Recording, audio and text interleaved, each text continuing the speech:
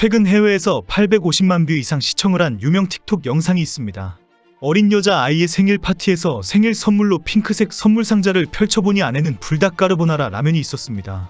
그런데 그 라면을 받아든 여자 아이가 감동에 눈물을 흘리면서 눈물을 흘리는 모습을 보여주었습니다. 사실 그 여자아이는 불닭라면을 좋아했는데 부모가 이제 그만 먹으라고 했다가 크게 마음의 상처를 받았다고 합니다. 많은 생일 선물보다도 그렇게 먹고 싶어하는 불닭라면을 선물해줘서 부모의 깊은 사랑에 감동에 또 감동을 하는 상황입니다. 실제 이런 모습이 전 세계 어린아이에게 일어날 정도로 불닭라면은 그만큼 핫한 상품입니다.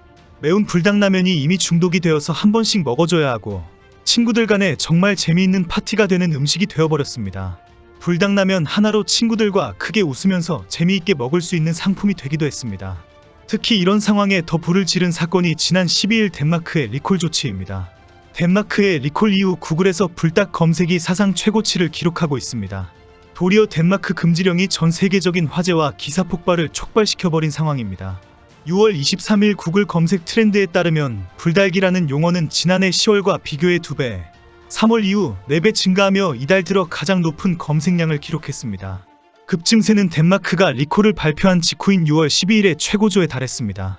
리콜 조치 이후 BBC, AP, AFP와 같은 매체가 보도하는 등 국제 언론의 주목을 받았습니다. BBC, 가디언, 호주 ABC의 기자들은 불닭 라면을 시식하는 영상까지 올렸습니다. 호주 뉴스퍼스트의 한 기자는 불닭을 직접 맛보고 나도 먹어보았는데 죽을 정도는 아니다. 저분들이 좀 약하다라며 덴마크 보건당국을 저격하기도 했습니다. 미국 워싱턴 포스트는 덴마크의 리콜 조치로 불닭이 전 세계 언론 매체들의 헤드라인을 장식했다고 소개했습니다. 그리고 이후 불닭에 대한 인기는 전혀 줄어들 기미를 보이지 않고 있으며 미국에서 더 큰 인기를 누리고 있다고 전했습니다. 불닭 상품은 1분기 미국 판매가 작년보다 210% 급증했고 유명 인플루언서 카디비가 직접 시식하는 동영상을 올렸을 때에는 엄청난 폭발적인 매출을 올렸다고 소개했습니다. 매체는 덴마크가 불닭을 금지했다는 뉴스가 전 세계에서 큰 화제가 되고 있는 이유는 이미 한국 음식이 세계인의 입맛을 사로잡고 있다는 의미이다라고 주장했습니다. 워싱턴 포스트는 틱톡에서 불닭 관련 키워드로 3억 6천만 개의 게시물이 올라와 있다고 강조했습니다. 리콜 이후 유튜브와 틱톡에는 불닭 시식 영상이 폭발적으로 증가하면서 한꺼번에 수천만 개의 영상들이 줄줄이 올라오는 현상까지 일어났습니다. 아마존 등 온라인 매장에는 불닭을 구매할 수가 없을 정도입니다. 전 세계인들이 동시에 구매를 하는 바람에 바로 매진이 되고 있기 때문입니다.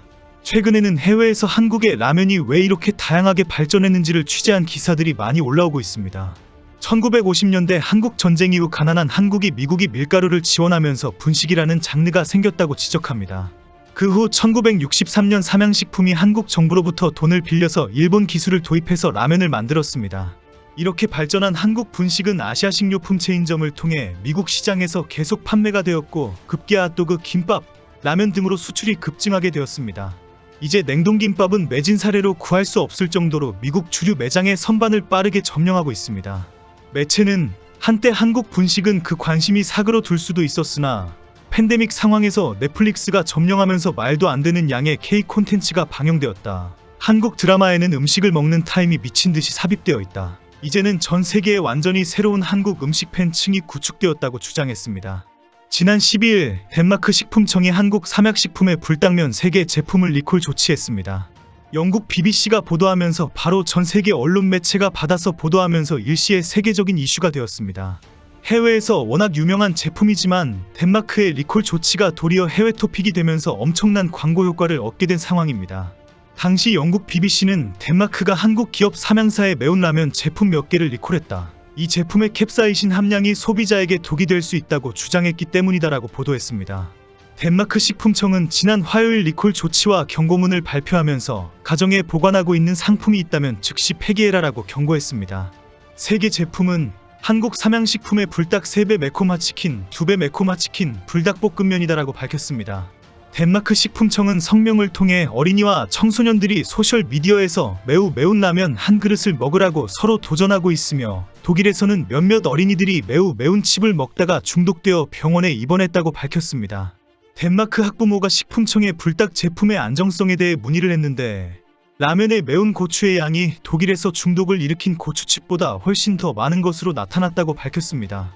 덴마크 식품청은 단일 제품의 캡사이신 수준이 소비자가 급성 중독을 일으킬 위험이 있을 정도로 높다고 평가했다고 밝혔습니다. 쇼크로 인한 상황에 이를 수 있기 때문에 제품이 있다면 폐기하거나 구입한 매장에 반품해야 합니다라고 성명서에서 밝혔습니다. 덴마크의 리콜로 삼양식품은 얼떨결에 전 세계 언론의 기사에 올랐습니다. 전면 광고에 수백 배 효과가 있는 기사 광고를 낸 상황이 되었습니다. BBC 보도로 영국에서 다시 불당면이 큰 화제가 되면서 어디에서 구입할 수 있는지 문의가 폭주하고 있습니다. 덴마크에서 리콜된 제품은 영국에서 판매됩니까? 라는 전화가 언론사와 대형마트에 엄청 걸려온다는 것입니다.